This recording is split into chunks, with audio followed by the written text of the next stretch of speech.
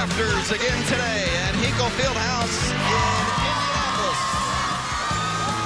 Already a couple of upsets in the conference. Can Providence provide another against 16th ranked Butler here this afternoon?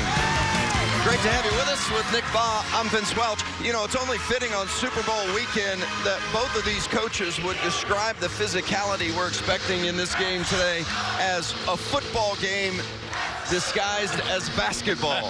What's that mean we're going to see this afternoon? That means it's going to be a war for every single rebound. And Butler, the #1 rebounding team in the Big East, but Providence, the #1 offensive rebounding team in the Big East. So in the paint, it's rated R today in Hinkle Fieldhouse. Yeah, if you like it rough, you're going to enjoy this one this afternoon. No pretty allowed. Starting lineups sponsored by Jeep Grand Cherokee. And as you look at Providence starting lineup, you'll notice Alpha Diallo's name not present. The senior not getting the call today in the starting lineup. And Butler also, again, for the third straight game without its starting point guard, Aaron Thompson. These two teams meeting for the 16th time. They've met already once this season, back on January 10th. Butler won that one 70-58 at Providence. Providence won this, won all three meetings a year ago. And there's no love lost between these two. Butler in the home white, Providence in the road black, and the Friars will have it to start. Pat Driscoll, Jeff Clark, Tony Henderson with the whistles today. I expect Providence to play inside out.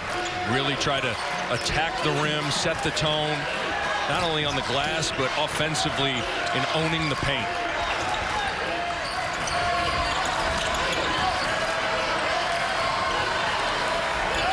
Shot clock down at 5 as it's kicked around and out of bounds. It'll be Butler basketball. Providence is coached by Ed Cooley in his 9th season.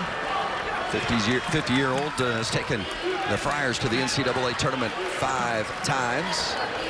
Missed last year, but aching to get back this season. You know, and when I watch Providence play, I think they have an abundance of combo guards, but I don't think they have a pure point guard, and that's something that's caused some issues for the Friars. When you think about Kyron Cartwright and Bryce Cotton and Chris Dunn, Friars have always had elite true point guard play. I think that's something that's eluded Providence. Watson inside. Nate Watson, the junior from Arlington, Virginia.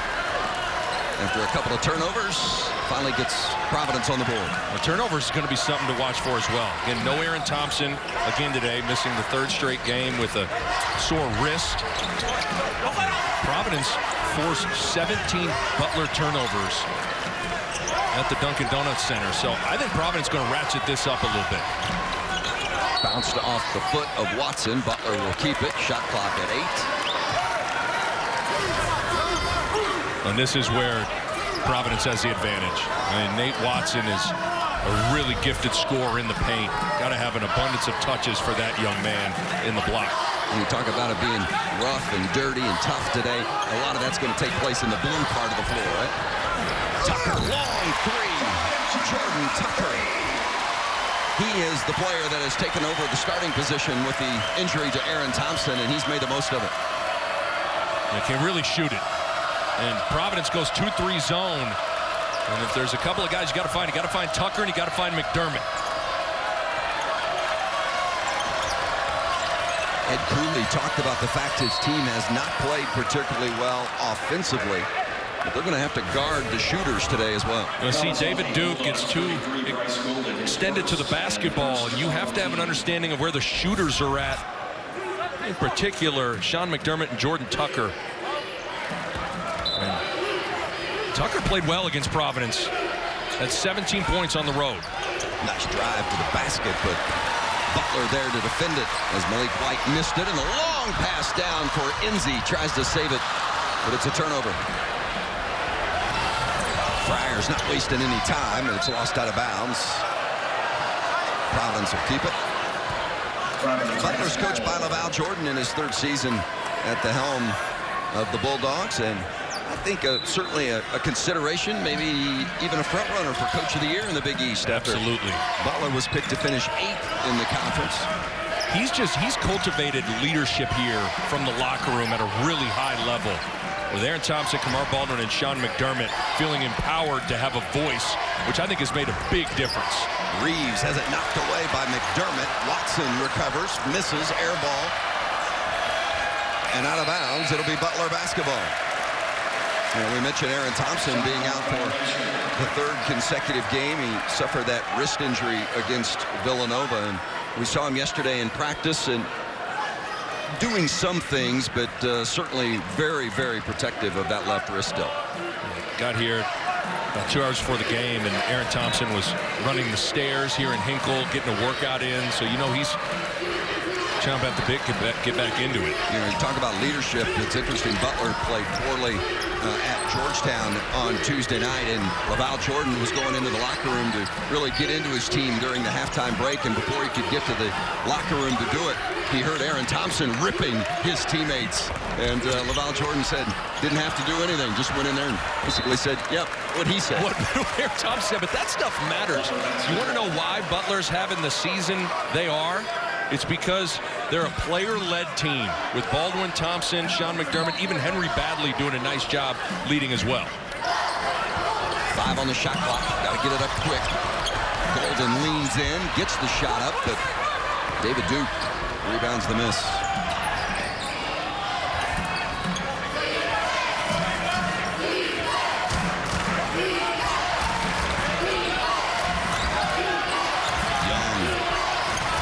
Left-hander short, and Baldwin missed it. It's not his game. Young's a power player. He's not shooting fadeaway jumpers.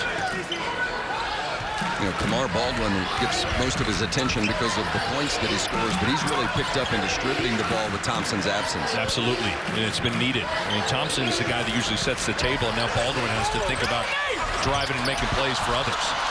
Golden, offensive rebound, and is fouled. He'll go to the line and shoot 2. But it's hard. You know, we talked to Kamar Baldwin yesterday in practice, and Baldwin said that he's still trying to figure out exactly how much to look for his own shot, how much to get into the paint and try to get others involved. Aaron Thompson does so much defensively and offensively from a ball handling standpoint that his absence is absolutely felt. Baldwin's had to pick up the slack in a lot of different areas. Well, in this game, the type of physicality we expect is the kind of game that an Aaron Thompson would thrive under those conditions. Even Christian Davis, a Butler reserve who gets significant minutes, but tore his ACL in the Villanova game, so he's not available either. Just had surgery on Wednesday. And Providence is a team that makes no bones about it. They're trying to bully you. They're going to lean on you. They're going to shove you. They're going to push you. They're going to run the flex offense. They're going to crash the glass. You have to be ready to fight when you take on the Friars. Derek Smits has come in for Butler as Duke tries to get it to the hoop and does off the glass. Boy, this guy can score it too when he gets hot. And he's a guy, you got to see him in person. He's a big guard, strong, and he is really starting to come into his own as a scorer. At 36 points at Creighton, he's actually leading this team in scoring in conference play. Duke is an emerging stud. And also leads the team in assists, so he's a distributor as well. Derek Smits, first shot off the bench.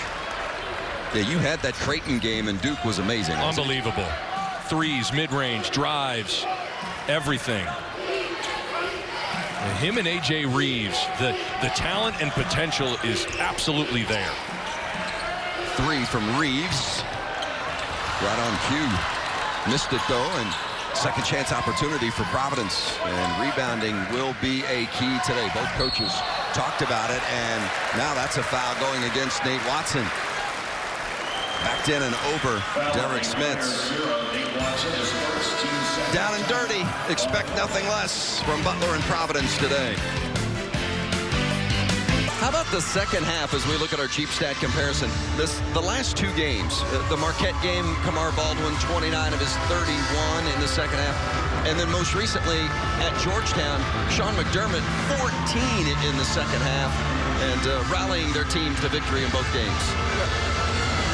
We talked to Steve Wojciechowski a week ago, and I asked Wojo, I said, when you look at Butler on film, what jumps out at you? He goes, they just look like a team that's on a mission. And I think the last two games, in particular, Baldwin and McDermott, look like guys that were possessed to find a way to win. And that's that senior leadership that is so very important in conference play, but also helps when you're talented too. I mean, McDermott and Baldwin, big-time players.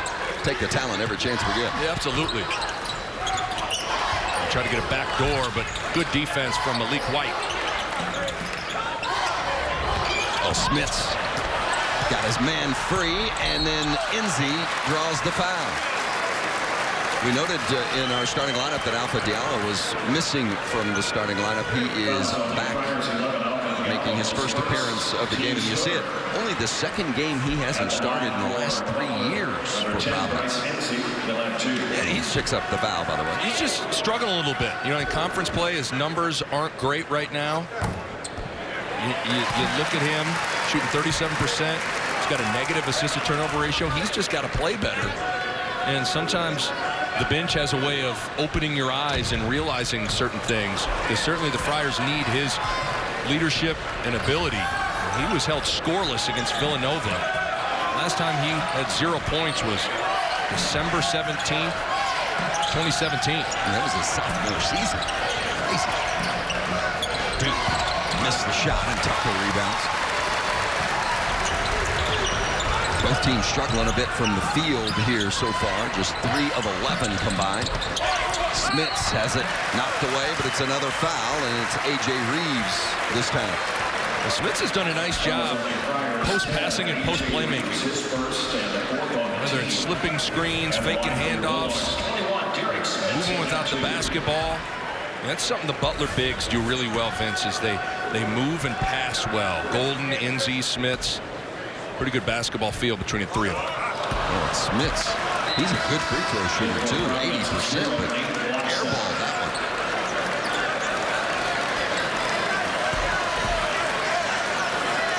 And when Smits comes in, he's not a big scorer. He doesn't put up big numbers, but he has to have a positive impact on the game, right? Absolutely, especially in a game like this, where you know Providence is going to rotate their 3 bigs in and out of the lineup.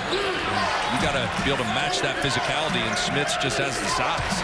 Watson, basket, and the foul on Smits. Providence is a really good screening team in the paint. They like to play in tight quarters. Watch this little up pick from David Duke. Just gets Watson enough space to be able to catch, turn, and finish. That's where I think Providence has to live. In the paint, in the post, establish Watson. Watson was slowed early in the season because of a knee injury, but he has continued, as he has gotten healthier, to continue to improve and have more of an impact on each game. And this is something I think you're going to see a little bit from Providence throughout the day. Just picking up Baldwin full court. I know they're retreating a little bit back here, but you know, with no Aaron Thompson, I think you can wear into Baldwin a little bit and make him handle the rock. And the more he's handling it and being pressured, the less likely he is to score it. McDermott draws the foul. He'll go to the free throw line and shoot 2. About guys who have stepped up their game. Sean McDermott. It's really impressive what he's done. Yeah, he was a guy that at one point in his career was just a catch and shoot guy. You know, if he put the ball on the ground a few times, it probably wasn't going to end well, but he has worked and worked and worked and expanded other areas of his game. How about the fact that he's 5th in the Big East in rebounds in conference games? I mean, he is a guy that has just embodied player development. 8.5 rebounds per game over the last 4. I mean, it's you're talking about how guys can impact the game in other ways beyond scoring. It's just, he's efficient, he's smart, he's tough. And the other thing, too, is McDermott impacts every possession offensively, even when he doesn't have the ball. Because you know what? You have to guard him. You have to stay attached to him. That creates space for other guys. So important. Nate Watson has gone out with 2 fouls for Providence, and Emmett Holt has come on. Henry Batley in for Butler, and he guards David Duke. Diallo, little 8-footer. Couldn't get it. Good shot, though. Little isolation. Diallo, it's one he can make. Baldwin working on Pipkins. And Pipkins reached around to steal it. Called for the foul.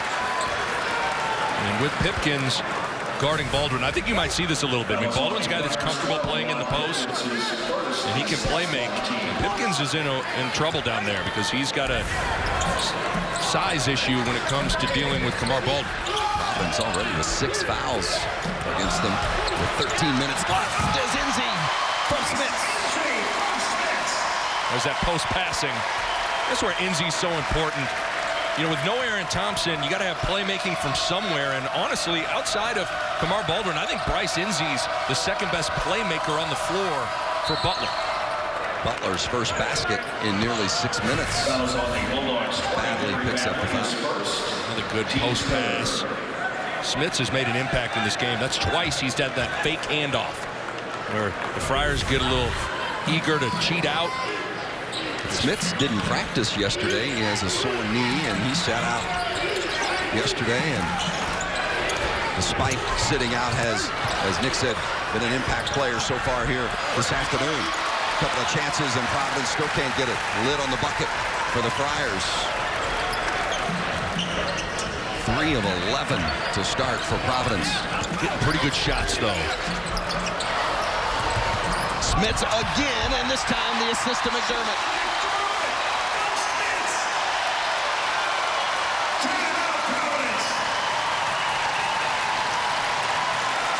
Derek Smits making his presence felt. Butler on a 6-0 run. Post passing, Derek Smits making an impact off the bench here in Hinkle. But listen, without Aaron Thompson, your leading assist man, you need to find ways to have other Bulldogs step up and make plays for their teammates. And Derek Smits has done just that. Great backdoor pass to Sean McDermott, who gets one to go off the window. And a little fake handoff dump down to Bryce Enzi. Smits making his presence felt off the bench. He's got a free throw, got a rebound, couple of assists. I mean, and any time you come in off the bench, regardless of what team you're for, I mean, are you a positive impactor or a negative impact? Absolutely. 3 on the way, and net. Well done by LeVon Pipkins. Big shot. And Pipkins is a guy that hasn't shot it great, but was an elite scorer at UMass.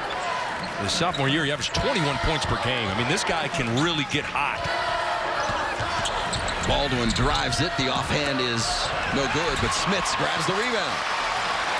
And it's a fresh 20. Ed Cooley can't be happy with the loose balls going Butler's way. Jordan Tucker.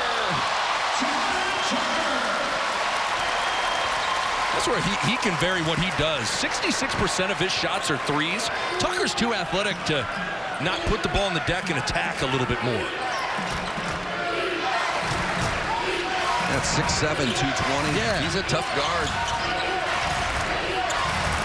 You do have to guard him on the perimeter, and he can take it to the basket as White misses the three-pointer. Butler by 5. Approaching the 10-minute mark. Baldwin still looking for his first. Can't get it. Defense from David Duke. And finished at the other end by Malik White. Yeah, I just love this kid. He plays with aggression. Plays fearless. He plays with confidence. You know, you're going to feel his presence on the floor when he's out there. Knocked away from the freshman Caleb Battle. And then Battle got a hand on it. Thought he got a clean block, but whistled for the foul. Yeah, White has come off the bench for some offensive punch, but got the starting call today. It doesn't matter. It doesn't matter if he's playing 35 minutes, he's playing 5 minutes. He is coming in, pedal to the metal, looking to make his presence felt.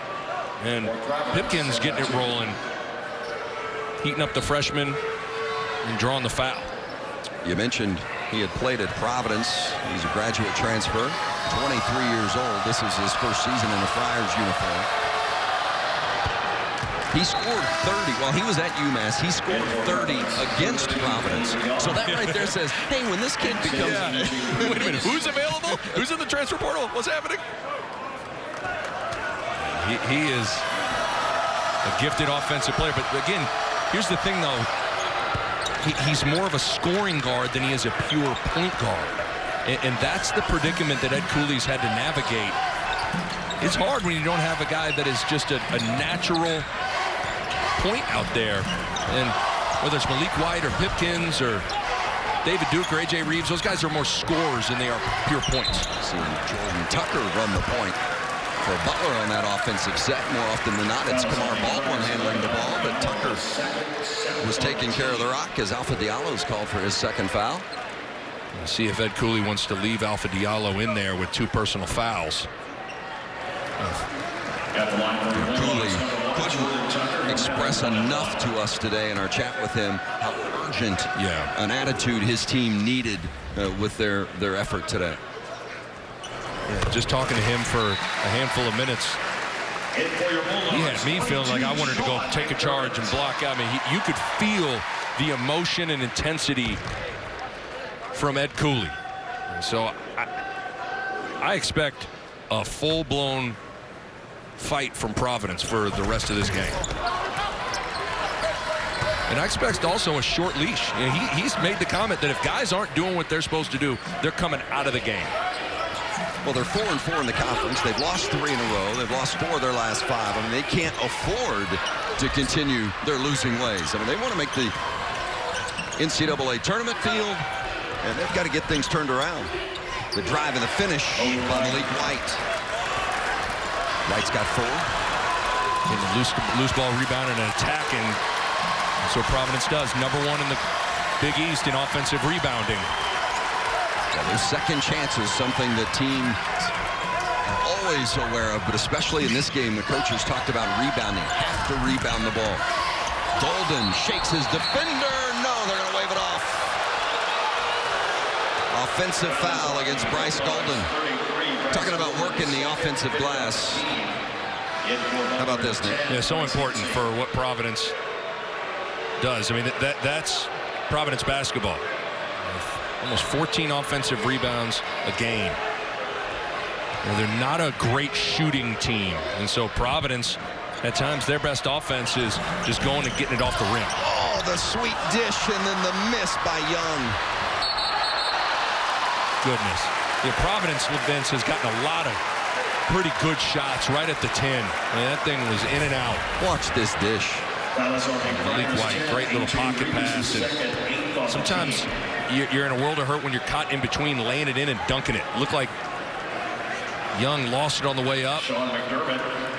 Those are the kinds of plays you look back on at the end of the game, and they add up. Well, and it goes from missed basket to now giving a guy like McDermott a couple of free throws, and he's a terrific free throw shooter.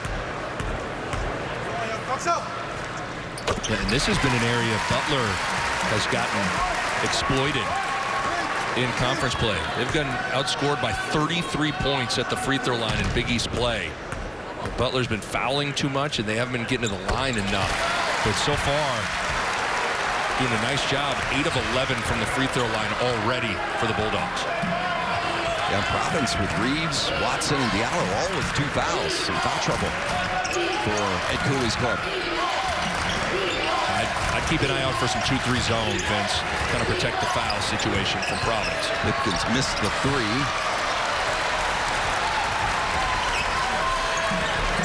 Butler back to the offensive end, trying to build on this 2-point lead. Tucker looked good.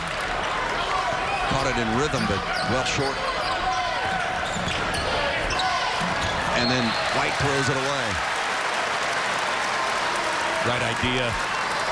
Usually got to get that backside guard lifting up the floor. Diallo just didn't raise up the floor far enough.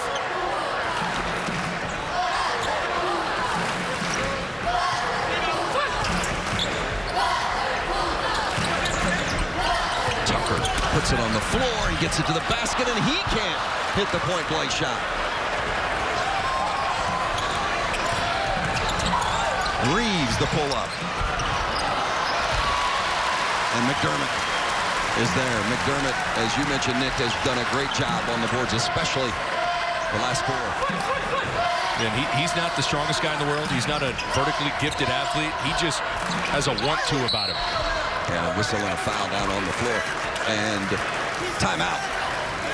Under the 8-minute mark at Hinkle Fieldhouse in Indianapolis. Sellout crowd on hand to watch the 16th-ranked Bulldogs and the Providence Friars. When you're an NBA TV guy, you go to a college game and you got a little free time. Kenny Albert. Smart. We'll be calling the Knicks and the Pacers later tonight here in Indianapolis. Here in Hinkle, checking it out. And tomorrow, of course, we know everybody's going to be checking out the Super Bowl Sunday. And you won't want to miss the pregame show.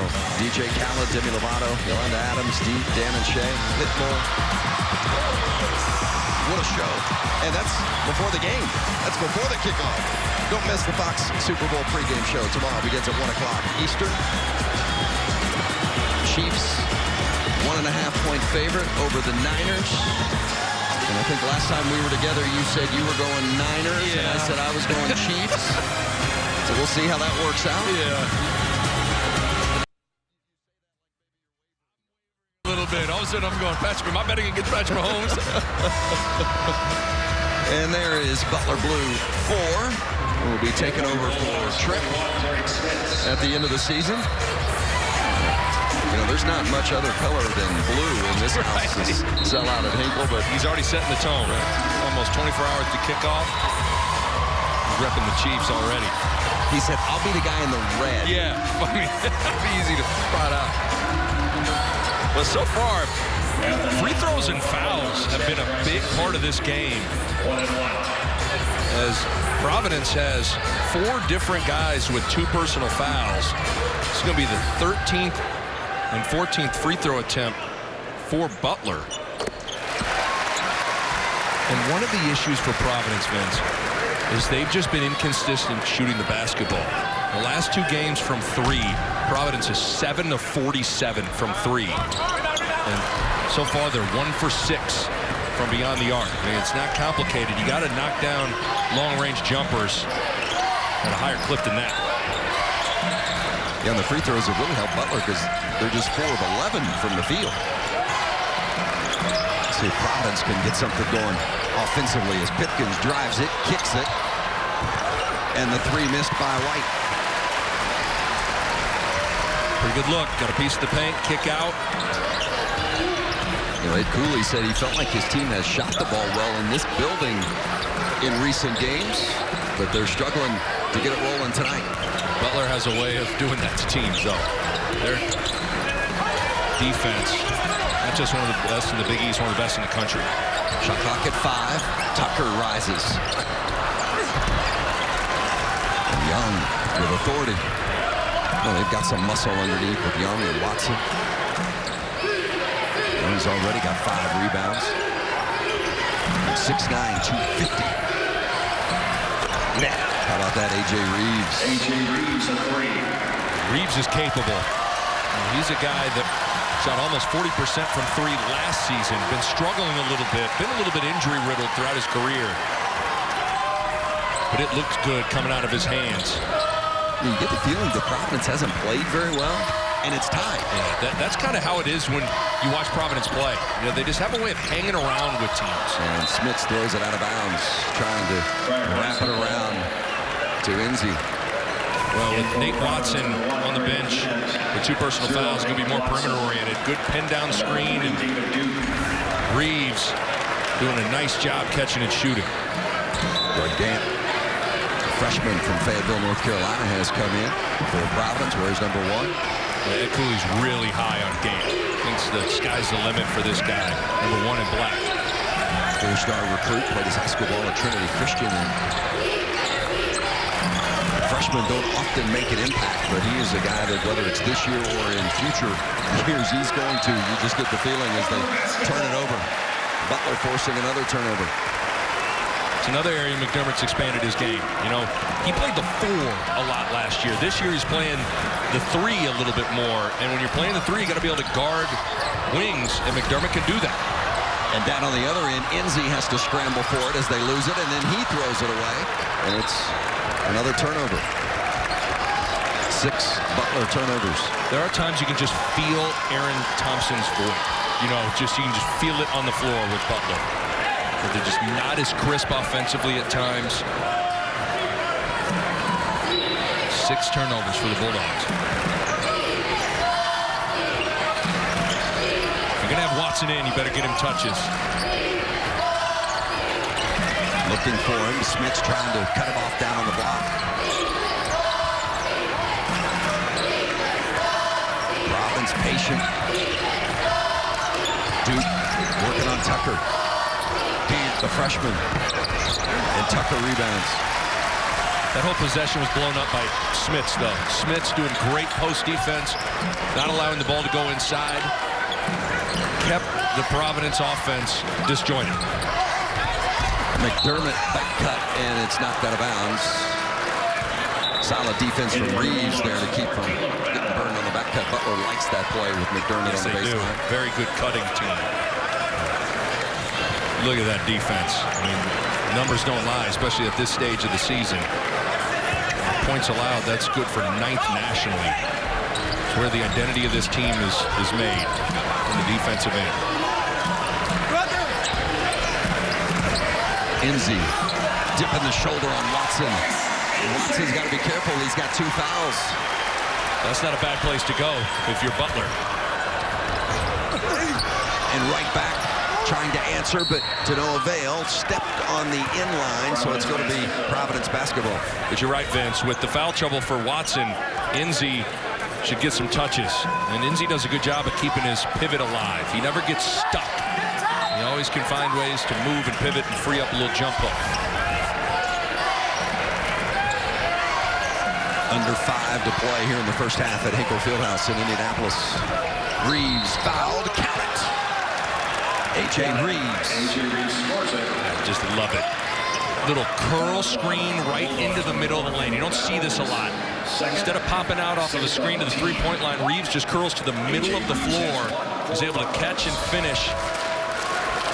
Again, Providence, a really good screening team in the paint. Watson going out with those 2 fouls. Protect him a little bit if you can. And Khalif Young comes back.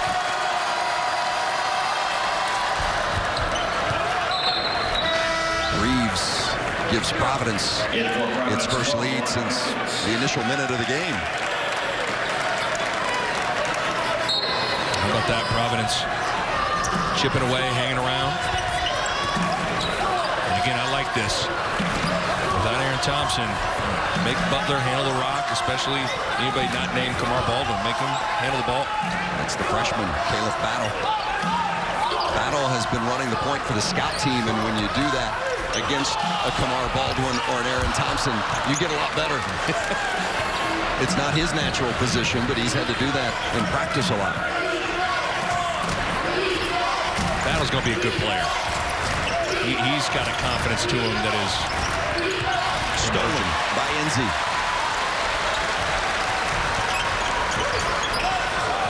Baldwin trying to get his first points of the half. Just backing down the defender, and a whistle and a foul against Providence, and Ed Cooley can't believe it. The Friars, you get the feeling it's been a little bit of a struggle for them, but yet they find themselves in the lead, trying to pull off a Big East upset at Hinkle. And Providence trying to be the 3rd team in the Big East to pull off an upset, working on 16th ranked Butler here at Hinkle. The Friars doing an excellent job defensively on Kamar Baldwin. Baldwin still with a goose egg in the scoring column. 0 for 3 from the floor. And it hasn't been the prettiest game in the world, but that's kind of how Providence likes it. You know, they'll muddy it up, make it ugly, make it a fist fight. Very comfortable in this kind of a contest. See Villanova and Butler on Wednesday coming up, and there are no easy weeks, no easy nights in the Big East. Kamar Baldwin getting his first point of the game at the 3:56 mark. One of the keys in this first half has been Butler's free throw shooting, 11 of 15. They've been in the bonus the entire second portion of this first half. At 10:08, they were in the one. Absolutely. Butler's been aggressive offensively to draw some fouls, and without the free throw line, Butler would be in a world of hurt offensively right now. Got Nate Watson back on the floor with 2 personal fouls. If he's in, imagine want to get him a touch. He's not in to play defense. Or Watson with the ball in his hand, and there he is getting position down on the block against Smits. Enzi helping out defensively. Second chance opportunity, and Pipkins can't capitalize. 3 tries at it as Watson got the rebound. The drive and the finish for Malik Knight.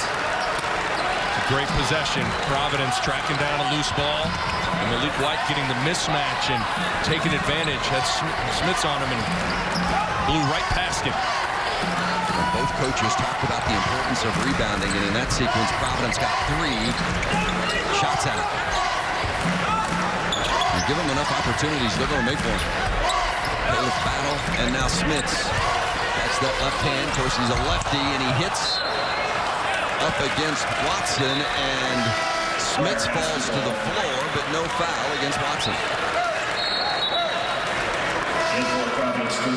So that's a big no call. That would have been the 3rd against Watson. Look at Providence and what they do in terms of their decision making and defensive energy.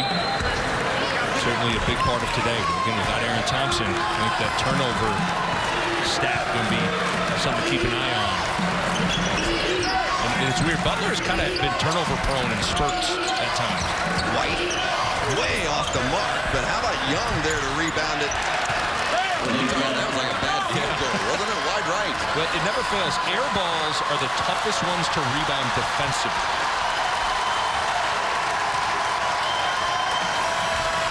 You wouldn't know that because of history of your shooting. No. That's what they tell me. That's just what I happen to observe. It's a 3-point lead for Providence. It's their biggest advantage. It's been that kind of game. Very tight. Neither team has had much room to breathe. Shot clock about to expire, so Baldwin lets it fly off the heel, and Tucker keeps it alive. Under 2 to play in the first half. Play by Tucker. Sometimes it's just about back tapping it, keeping the rebound alive.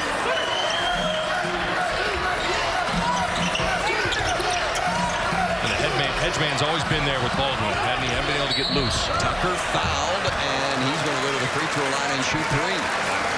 Duke called for the foul, and that's his second. That was on the Friars 3. That's a big foul as Tucker will go to the free throw line. Well, look at it. Just Duke got his hand caught in a cookie jar as Tucker was rising up. He'll have You got to have intelligence defensively, and you also have to have discipline at the end of the shot. Tucker's made his presence felt here so far today. 6 points, 4 rebounds. This is his second trip to the free throw line. Hit 1 of 2 the first time. Off the heel.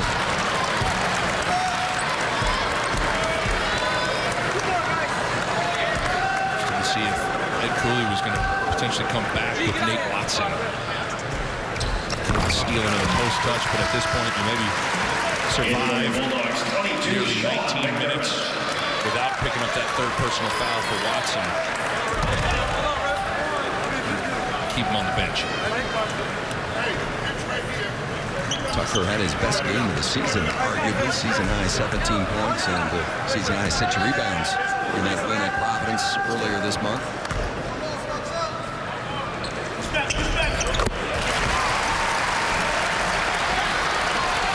Hits 2 of 3. And they have really stacked them up. 14 points from the free throw line versus just 10 for Providence from the stripe. Providence continuing to bang on the block, and this time it's an offensive foul. Oh, traveling, check it, traveling against Duke. He dipped that shoulder, but was called for shuffling the steps, shuffling the feet. Job by Tucker to not bail Duke out with a foul. Continue to move his feet, show the officials his hands, put him to the sky.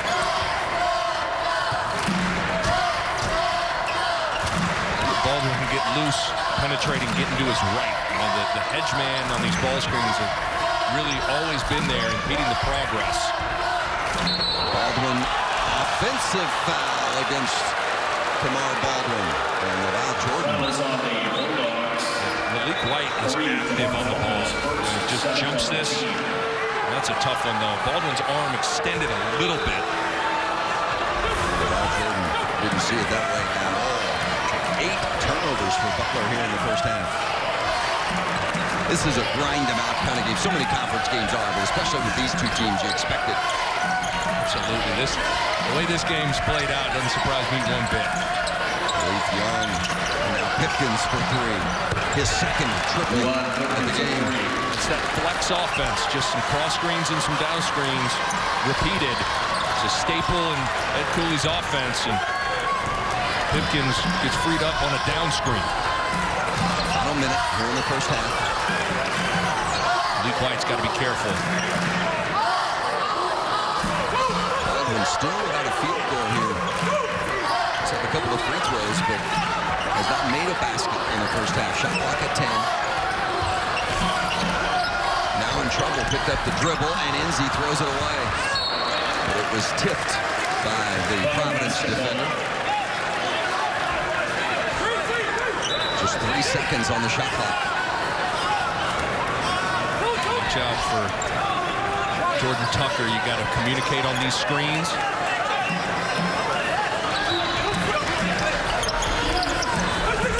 A lob for Enzi, and then back to Tucker. McDermott kept it alive, and Butler again. This time it's Baldwin. Enzi, another offensive rebound.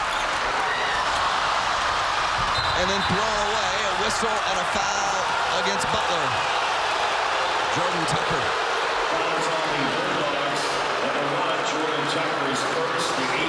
Boy, that's a tough call. First of all, great effort from Bryce Enzi. But these types of 50-50 loose balls, Gant did kind of knock Tucker down, but with the way this game's kind of going, it's a tough call.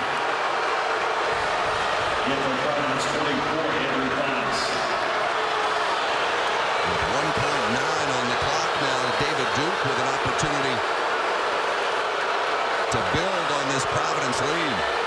And the way Providence has shot the ball here in this first half, Ed Cooley has got to be thrilled that his club is going to the locker room with an advantage. You better be comfortable in a grinder when you're taking on Providence. LaVall Jordan's called playing Providence like sitting in the dentist chair. You know, I mean, that's what it's going to be like. It's going to be 2 hours, 40 minutes of just rough, tough, physical basketball. Duke hits them both. 6-point advantage, and Butler's going to take a timeout just to figure out some way they might be able to get something to go, or at least a good look at it with 1.9 on the clock. Well, with all the bodies in the backcourt, Bryce Enzi was one-on-one all the way on the opposite end of the floor, and with 1.9 on the clock, I wouldn't mind a length of the floor, basically post-injury pass, and let Enzi try and kind of catch, and either he can catch and go score, or with 1.9 he can catch and he can flip it back to someone coming down the floor for a 3, almost like the Bryce Drew Valpo play. The rebounds dead even, and that's an area that both these coaches talked about would be key today. Offensive rebounds really the most significant, I think, in the second chance opportunities that those type of opportunities create. Let's take a look here as, again, Enzi is all by himself. You can throw it all the way down the floor if you want to. There it is. Stolen by Gant, and that'll do it for the first half. Providence shoots under 37% from the first half, but still manages a 6-point lead in Indianapolis.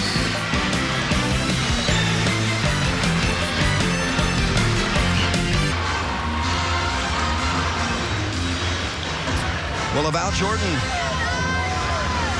sure would kind of speech he gave at halftime.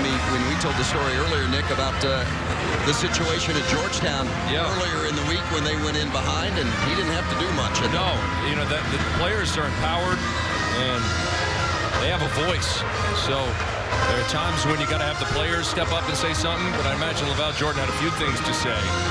But look at that, Vince. I mean, Kamar Baldwin has been a second-half stud the last 3 games. So just because he's 0 for 5 from the floor and has 2 points, he is comfortable and can get into a rhythm in a hurry.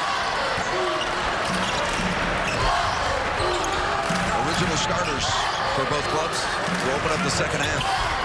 Tucker on the back screen from Jordan. It is remarkable how much Butler gets that. And they're just an outstanding cutting team, in particular a backdoor cutting team. Tucker double figures again. He's got 10.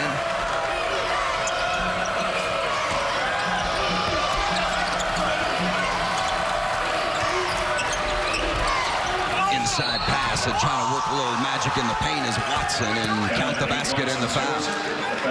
Both teams trying to establish themselves right at the rim. First, Butler coming out of the timeout. You have to cheat out because Tucker's a good three-point shooter, but a great backdoor pass. And this is where, I mean, Providence wants to play basketball in the phone booth, in the paint. Just lean on you, push you, shove you, screen. Great execution of the flex offense and little dump down pass to Watson.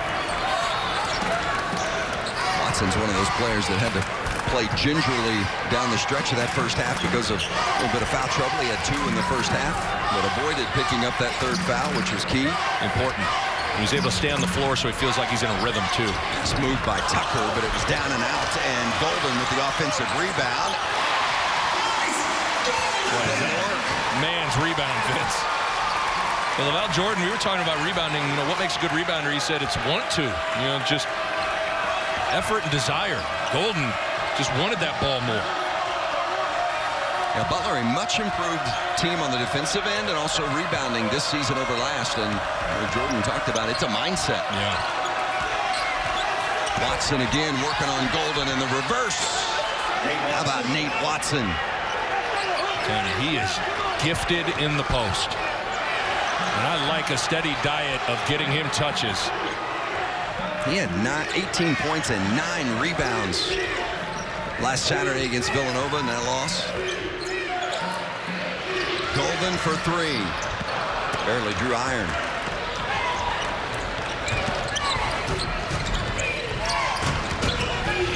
Drive by Reeves. Pull up and the friendly bounce for A.J. Reeves. Ed Cooley told us before the game, one of the things he was looking for was better and more consistent guard play. And between Reeves, White, and Pipkins off the bench, those guys have played well for Providence.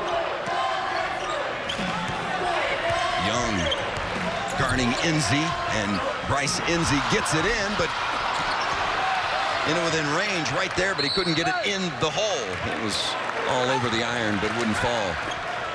It'll be a physical second half. And Golden just goes and gets a rebound out of his area, is able to get it up off the glass. But then Watson just can score over both shoulders. He's quicker than you think he is in terms of his post moves.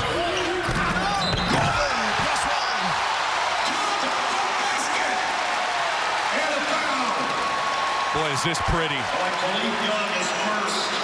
You get so worried about Baldwin coming off the screen that you get extended out and you slip it and rock the rim.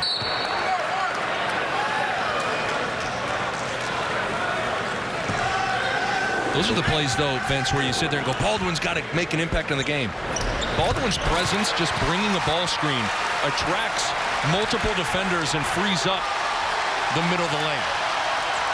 Big basket, giving this crowd a shot of adrenaline. Duke knocked away and stolen by Baldwin. The dish for McDermott.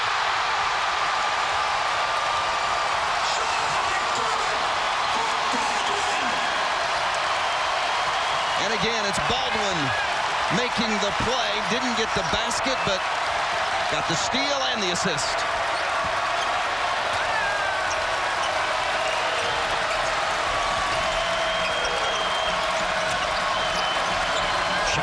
under 10 as Reeves gets it to Duke, and he quiets the crowd. Great possession. When you're on the road and the crowd gets rolling, you combat it with execution. Baldwin still looking for his first field goal. Golden, another 3 attempt. This one closer, but still not in. Providence trying to build on that 5-point lead as White misses the drive. A lot of contact on that take to the hoop as well. There aren't going to be many clean takes today. Tucker draws the foul. On the Friars, 0, Nate Watson. Watson picks up his third as Butler tries to rally this one. Down 6 at the half. Bulldogs and Providence early second. Not a well wish to Quincy McKnight for Seton Hall. Suffered an injury today. Not sure how serious that is, but didn't look good. But It looked Seton awkward. Hall's lost. Absolutely. One of my favorite players in the conference, a junkyard dog, and Seton Hall finally suffers their first loss. That's the depth of this league. DePaul gave Seton Hall everything they could handle, and then Xavier comes into Jersey and knocks him off. That's a big win for Greg McDermott's crew. Going on the road to Philadelphia, knocking off a hot Villanova squad. Tucker hits the first. We mentioned before the break that foul was on Nate Watson, and that is his third. Can't say enough about how big that win was for Travis Steele. Yes. And Xavier also going on the road to beat Seton Hall. Tyreek Jones, 18 rebounds today for the X-Men. It feels like the crowd is starting to get into it here at Hinkle, but Providence has done a good job having an answer. Providence has made 4 of their 5 shots here in the second half. Step back 3 from Reeves. And the rebound pulled down going against Bryce Golden. And that will be 3 on Golden. So Golden's got 3 for Butler, and Nate Watson has 3 for Providence. So as Watson went to the bench, Golden will have to take a seat also. Important. Golden has made his presence felt. Certainly Watson being on the bench is huge. By far the best post scorer and playmaker for Providence.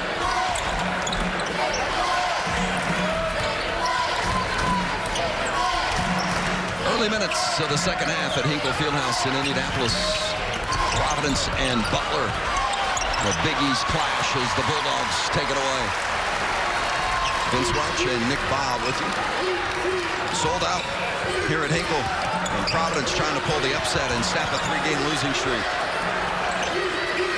Enzi had an opportunity with Duke on him and passed it up. Now he gets the switch back. Young back on him. Surprised Enzi didn't attack. Baldwin still looking for that first basket of the game, and does finally at the 15-minute mark. 25 minutes into the game, Kamar Baldwin gets his first hoop. But he can heat up in a hurry. He's had multiple 20-point second-half performances. 20 against Creighton, 29 in the second half against Marquette. Now White tried to back down Baldwin. And Duke rises up for the 15-footer. Back-to-back baskets now for David Duke. He's got 8.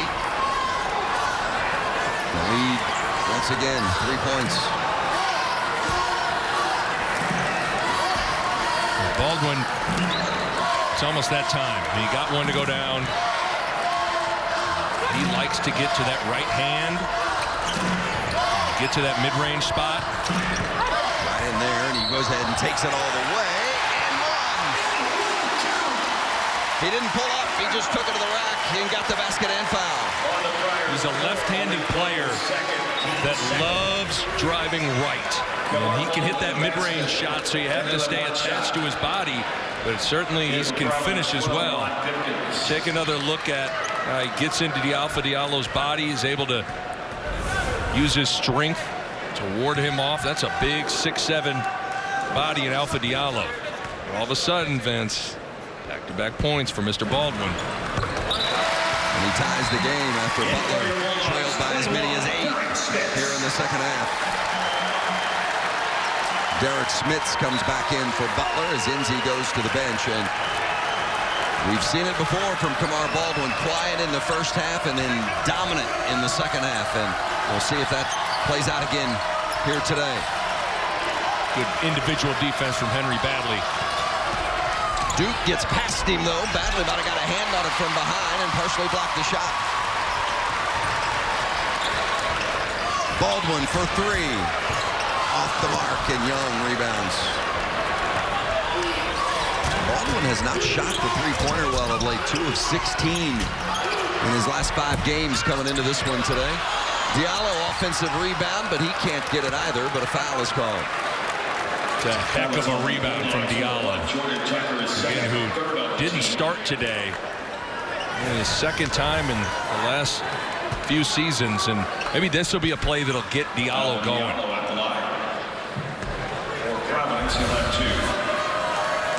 Yeah, Diallo has 3 20-point games this season, but his number's down a bit from last year, and it's always unfortunate when it's your senior year. You want it to be your best, especially when your future might be riding on it.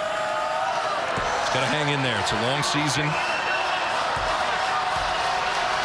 And as long as you're preparing the right way, the results will come. And so Diallo's got to stay true to the process of thinking about the right things, doing the right things in practice.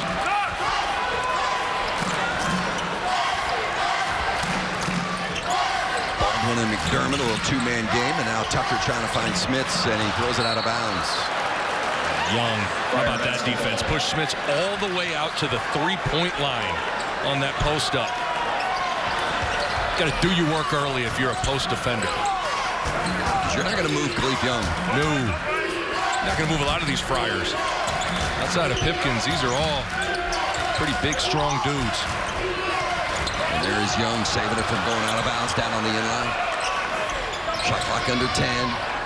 Duke. And now Reeves drives it.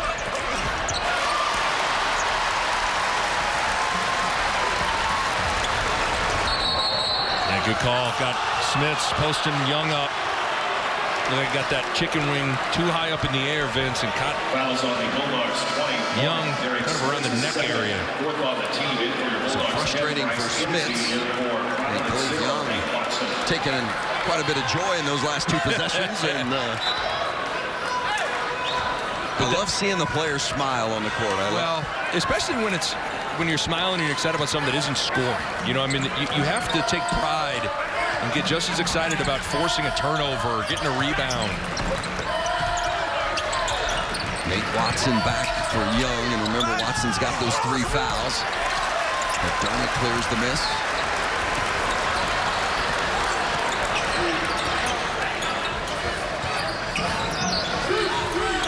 Baldwin looking to break the tie. Dish for Enzi. Just too easy. Pipkins got to give a little more resistance on the perimeter, and Baldwin gets his shoulders past him and drops it down. Butler's first lead since before the 4-minute mark of the first half.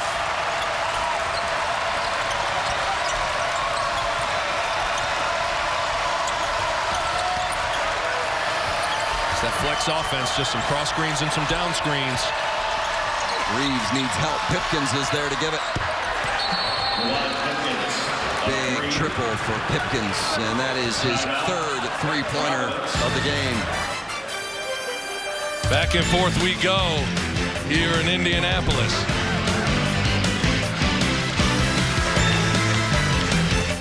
Delivered the counterpunch. The Friars on top of the Butler Bulldogs by 1 here in the second half at Hinkle Fieldhouse in Indianapolis. Let's go in the huddle with Providence head coach Ed Cooley. Down there, Baldwin's going to get aggressive. We got to be able to guard the ball. Guard the ball. If you guard the ball, you're going to win the game. They got 1 attacking guy. Everybody else is a catch-and-shoot guy. Couldn't agree more with what Ed Cooley's saying. It's Kamar Baldwin time.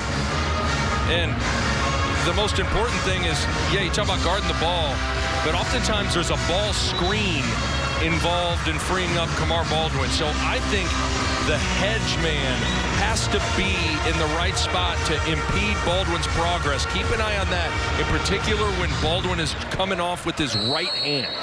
And for your Bulldogs, 33, Bryce Golden. Bryce Golden has come back for Butler with those 3 fouls.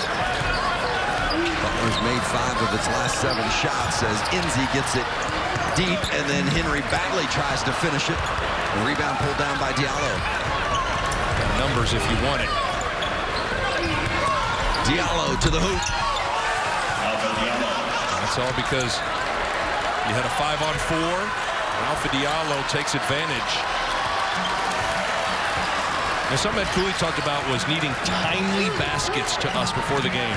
I think in this second half, there's been a couple of timely baskets from Providence. Well, that one for Diallo, his first basket of the game. Couldn't have come at a better time. They have answered, have they not? No doubt. Shot clock under 10 as Baldwin has it. Well, Watson has to get out. Bagley misses the 3, and the rebound pulled away by A.J. Reeves, the sophomore. Defense was on point with Baldwin, though. Duke made the catch tough. Watson was there in the hedge. Diallo again with the basketball. Great job. This flex offense, man, it's just cross screens, down screens. Test your patience. Shot clock under 5. Big is that? Ron Pipkins with the shot clock about to expire. Timely from Mr. Pipkins. 2 of the last 3 baskets for Providence have been Pipkins triples. It's a 6-point lead. Providence on top by as many as 8 here in the second half. Butler just having trouble finding its rhythm offensively. McDermott looked good, but off the heel. Baldwin, second chance. And Kamar Baldwin, after scoring just 2 in the first half, has come back with 7 already here in the second. That ends an 8-0 run for Providence. Again, you know it's coming. Baldwin is going down swinging. Whether he's going to have to go get it himself or have to get offensive rebounds, he's going to go down fighting. And Bagley takes it away from David Duke. Bagley, a terrific defender, his primary role. Baldwin beats his man and finishes. Back-to-back baskets for Kamar Baldwin. Hedge man not in the right spot. Baldwin gets to his right hand. And you have to be on point with your ball screen defense with Kamar Baldwin. Coach Cooley talked about it in the huddle during that timeout, but easier said than done. Good offense beats good defense. Problem is, that was a very good defense from Providence. Diallo looked at it, but it's a foul against the Friars. And that's against Watson, and that will be his 4th. That was only Friars 0. Nate Watson. Baldwin's got back-to-back baskets, but it's still Providence on top. Thanks to Lawan Pipkins. Pipkins, the UMass transfer, he can do that. Little step-back triple.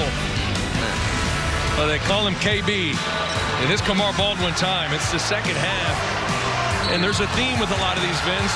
It is right hand off the window. There was the one offensive rebound, but you know what he's doing. You just can't stop it. He's getting to that right hand. And whether he's hitting mid-range jumpers or he's getting all the way to the rack, he's got his foot on the gas right now. Somebody let me know a player who uses their offhand better than Kamar Baldwin. Yeah. I don't know of one. What? And I'm open.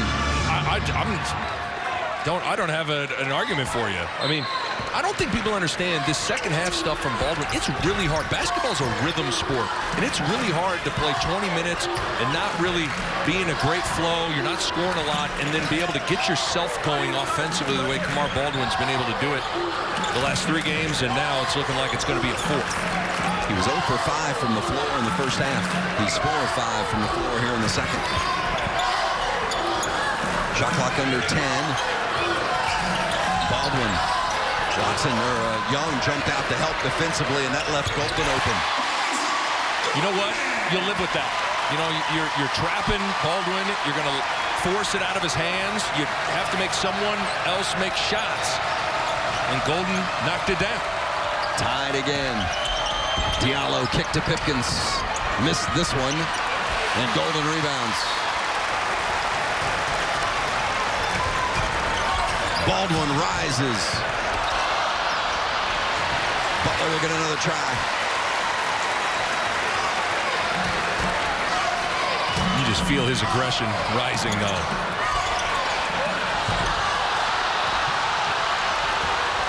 Golden stays on the floor. Pipkins gets it to the basket and draws the foul. Lee Cooley wants a goaltending.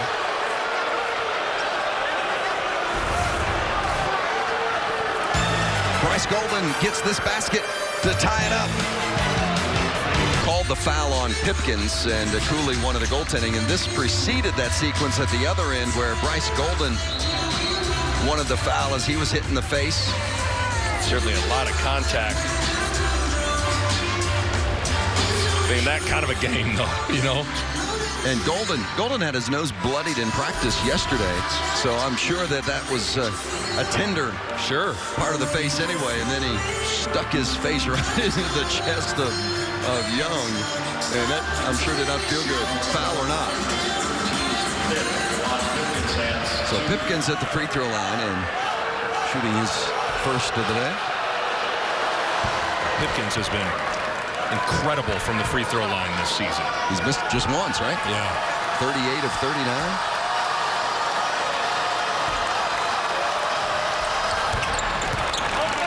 Adds to that total, and he has been a key player today. He's got 16. That's twice his average. And Cooley said needed a guard to step up, need to have some better backcourt play, consistent. Certainly Pipkins has answered the bell. Well, Pipkins is one of those players. He scored 44 in a game during his college career. When you score 44 points in a college game, you can put the ball in the basket. I don't care who you're playing. Shot clock at 10 again. Enzi trying to work the paint. Bumped and fouled by Gant, the freshman. Tough matchup for Gant.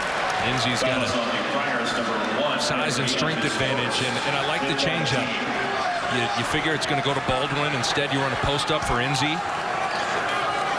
It can't be four guys just standing and watching Baldwin for the final 6:46 here. You know, you do have to get some movement and other guys involved. Enzi, big basket, ties it again. Bully, just bully him down. Enzi's a big, broad-shouldered guy. And he plays bigger even than he is. And he seeks out physicality.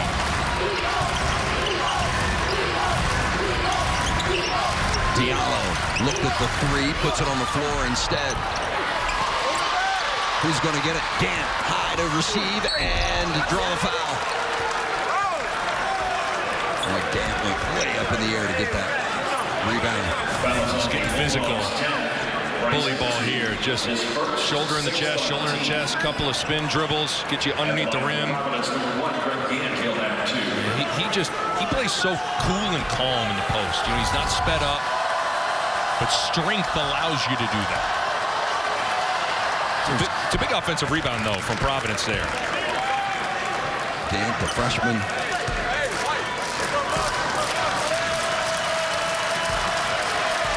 From Fayetteville, North Carolina, big free throw shooter, hits them both.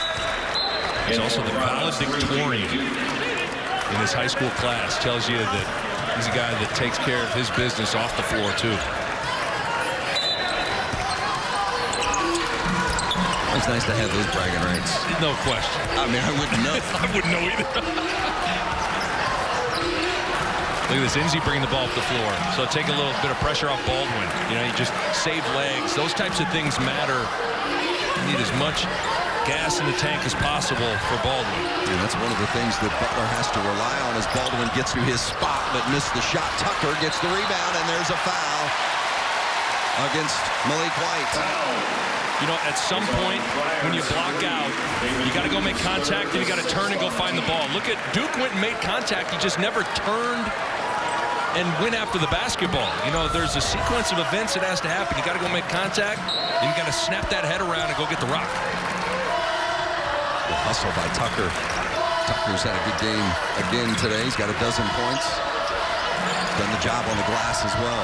Haven't heard much from McDermott this afternoon after scoring 25 this week against Georgetown.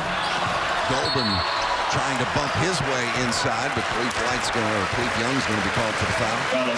Been a couple of fouls late in the shot clock from Providence. It's starting to get physical in the post. Butler in the bonus. Golden will go to the free throw line to shoot the 1-and-1.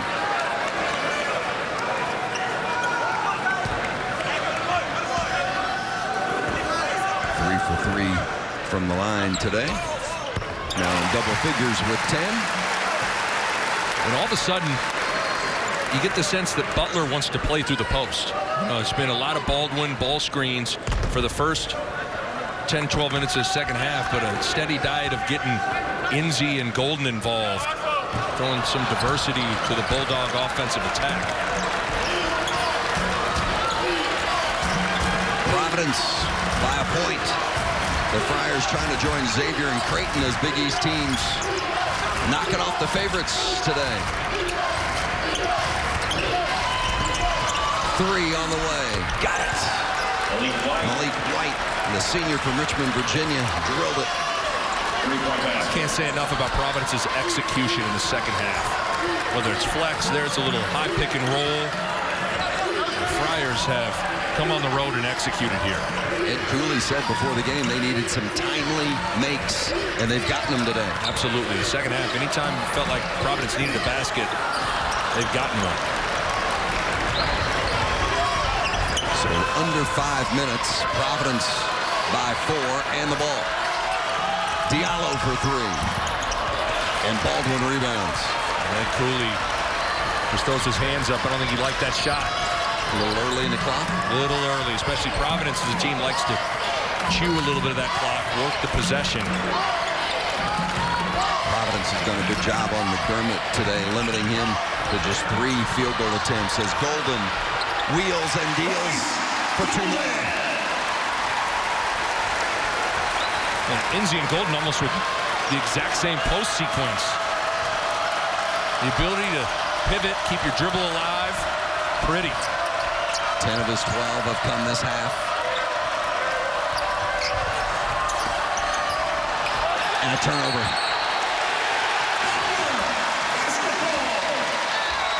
It will be Butler basketball. Cooley's Friars up a bucket at Hinkle Fieldhouse. Can Butler rally for another win?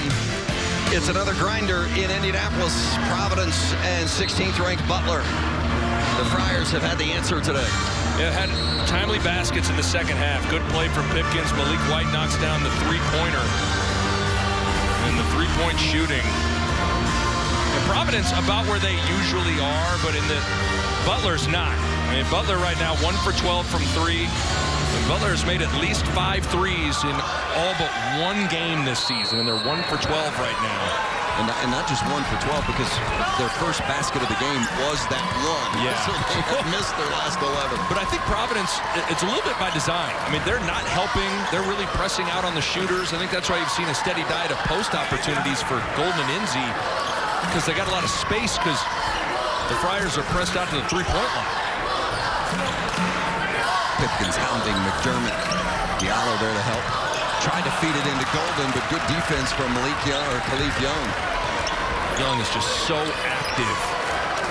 He's one of those guys he can push and shove, but he also can move around and get steals just like that. That was a quick move from Young. In the paint and the dish. Young tries to come right back with the dunk, and it's rejected.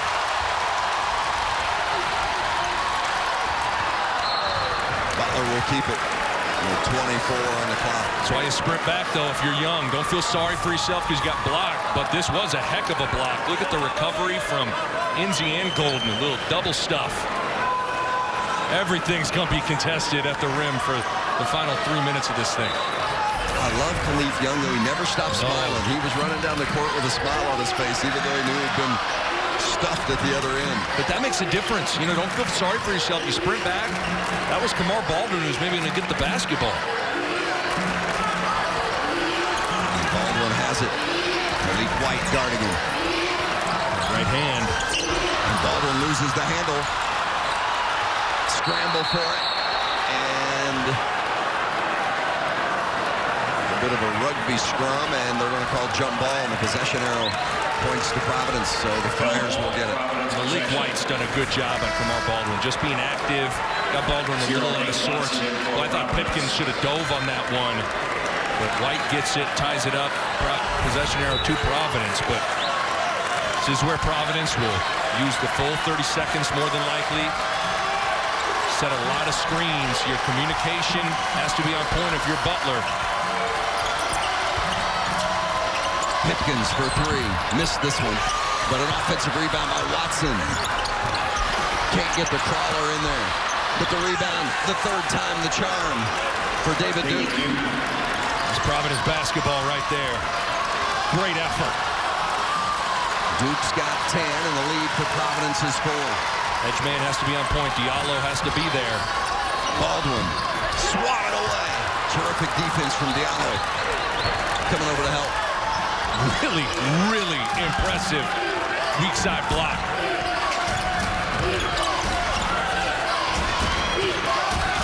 Under 2 minutes.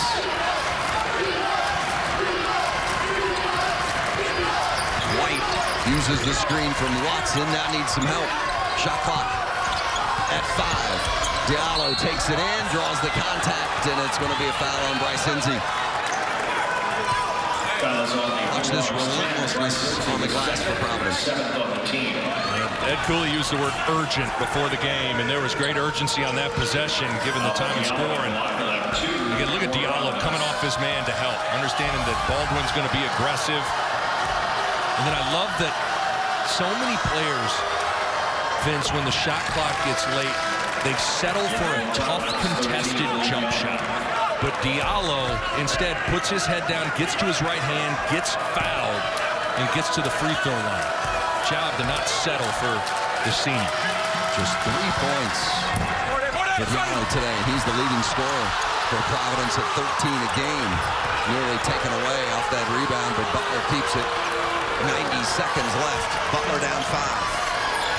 Providence trying to execute down the stretch and pull the upset as Baldwin misses again. Baldwin 0 for 5 from 3-point range today.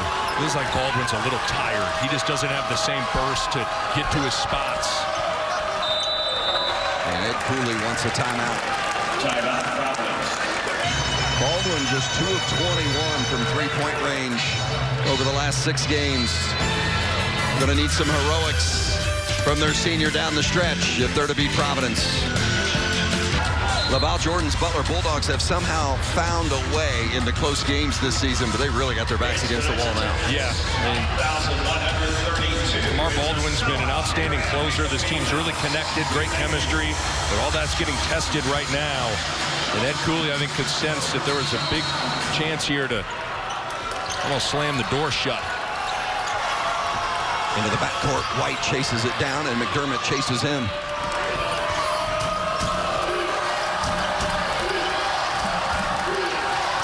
Minute left in this one.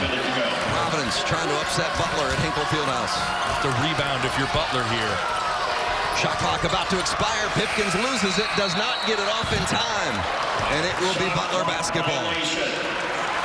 Out of a timeout, that is just an awful possession. Not sure exactly what Ed Cooley wanted there. Couldn't have been that.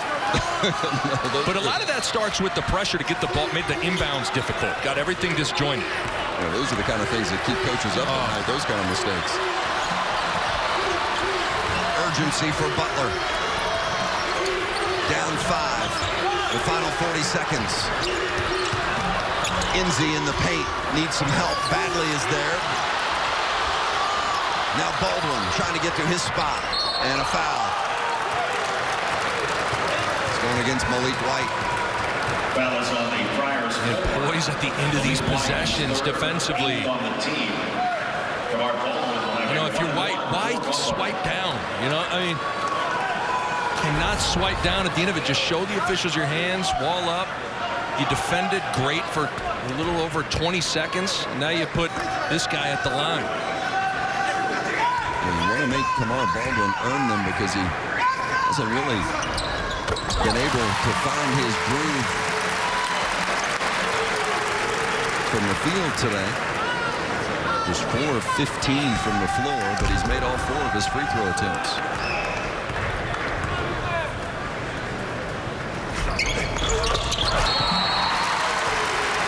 Timeout. 13 for Baldwin. Butler down 3 at home, trying to avoid the upset to Providence. It's an eternity in college basketball. Well, especially considering the fact that there's going to be a lot of fouls down the stretch here. But if you're Butler, I think you make Providence handle a trap or two and figure out who you want to foul. You do not want to put Pipkins at the line. He's only missed 1 free throw all year.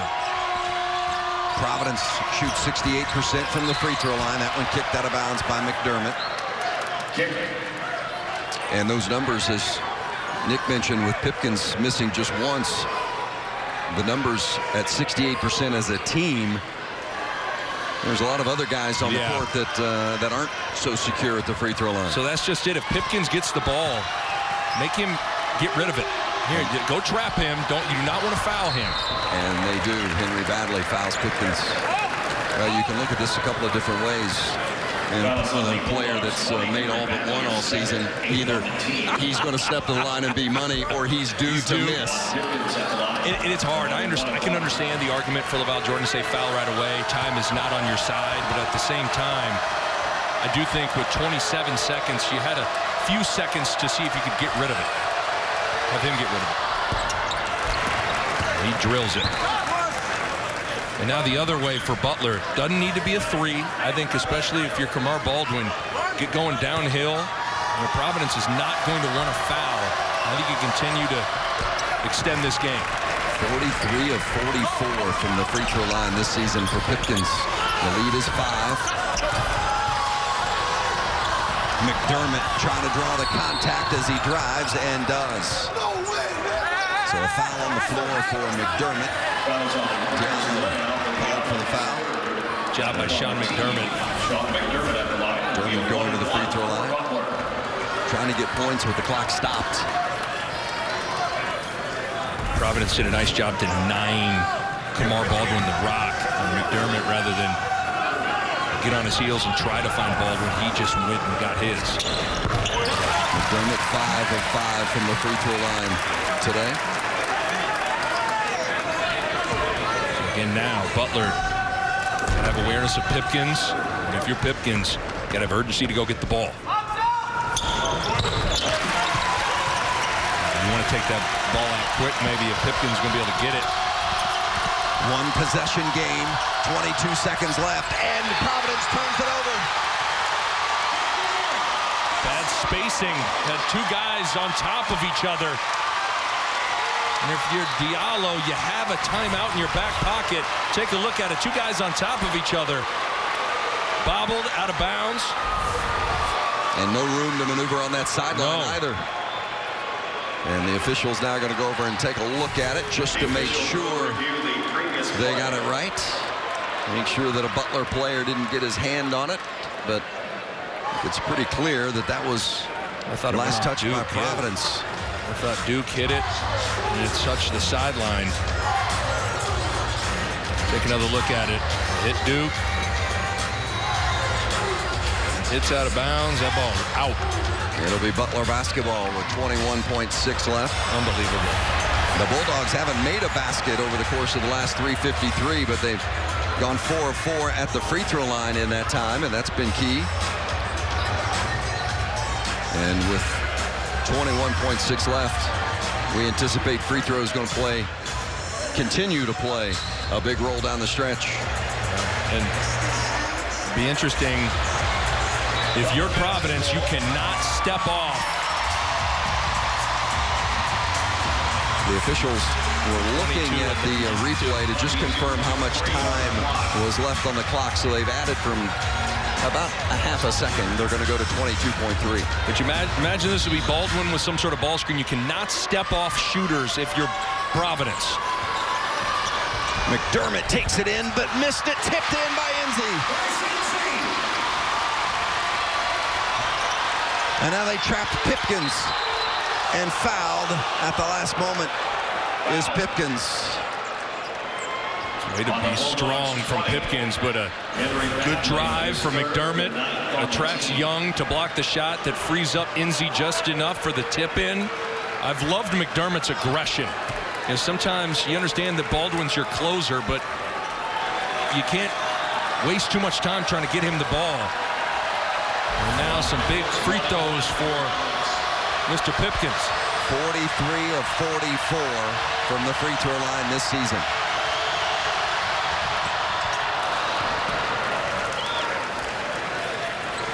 Still a one-possession game, even if Pipkins does hit this free throw. Regardless, Butler will have a chance to at least tie with a three if he makes it. And he does. Still don't think this has to be a three from Butler. Malik White's going to make this catch tough for Baldwin, but if I'm Baldwin, I think you can absolutely go drive and get two, but they're coming foul. And he is fouled by Pipkins. He is fouled by Pipkins. And Butler is arguing that Baldwin was trying to shoot, and the official, Pat Driscoll, says no, it was on the pass. That was close, because Pipkins is coming to foul, and Baldwin saw it. Wow. Really, really close. And the ball went sideways, but that's because Baldwin's arm was pinned, and I think that affected the way in which Kamar Baldwin was trying to get that shot off. Take a look at it. Right there's the pinned arm, and he was getting it toward the basket. That's a tough one. That's exactly one of the reasons why some coaches don't want to foul. It's because you run the risk of potentially, maybe that's called a shooting foul, and Baldwin's at the line shooting 3 free throws, but he misses the first one here. So he'll get another. They get the 2 because they were in the bonus instead of the 3. Butler takes the timeout with 8.8 left. And it's a 2-point game. Providence trying to pull the upset here against Butler, and it would be the 3rd of the day in the Big East because Xavier knocked off Seton Hall, ending Seton Hall's 10-game winning streak, and Creighton snapped Villanova's 7-game winning streak. Both Xavier and Creighton getting big road wins today. Huge. This conference is just a monster. Every single game is a war. DePaul and Marquette also playing today. And they're battling it out. This game's been no different. And this is really what we expected, isn't it? I mean, certainly in talking with each of the coaches, they both indicated this was exactly the kind of game. I think we described it coming on the air. It's going to be football disguised as basketball, and it's not been much different. No, it hasn't. And that's how Providence wants to play. And certainly Butler's not shy when it comes to that kind of physicality. But poise and execution under duress down the stretch here, both ways of extreme importance. And now Providence going to have an opportunity to try to get the ball to Pipkins, who's been out of this world money from the free throw line. On the inbounds for Providence. No turnover. And it gets into the hands of Pipkins just what they wanted, and McDermott has to foul him. But even if Pipkins does make, well, if he makes both free throws, it's going to be a 2-possession game, and that where the be a free dagger. throw from Baldwin's huge, but I can't believe how easy that inbounds was to get the ball to Pipkins.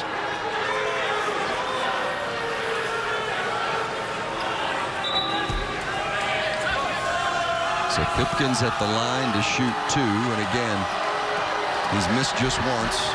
He's got 20 points today. The graduate transfer from UMass. Man, money in the bank from Juwan Pipkins. He had all 7 of his free throws in the game against Villanova last Saturday. What clutch free throw shooting from Pipkins. Butler down 4. They've got to hurry in the final seconds here. The three from McDermott is off the mark, and that'll do it. Providence comes into Hinkle Fieldhouse and gets it done, knocking off 16th ranked Butler 65-61. For Nick Baugh, I'm Vince Welch. Thanks for joining us from Hinkle Fieldhouse in Indianapolis. Now let's go to Mike Hill in Los Angeles.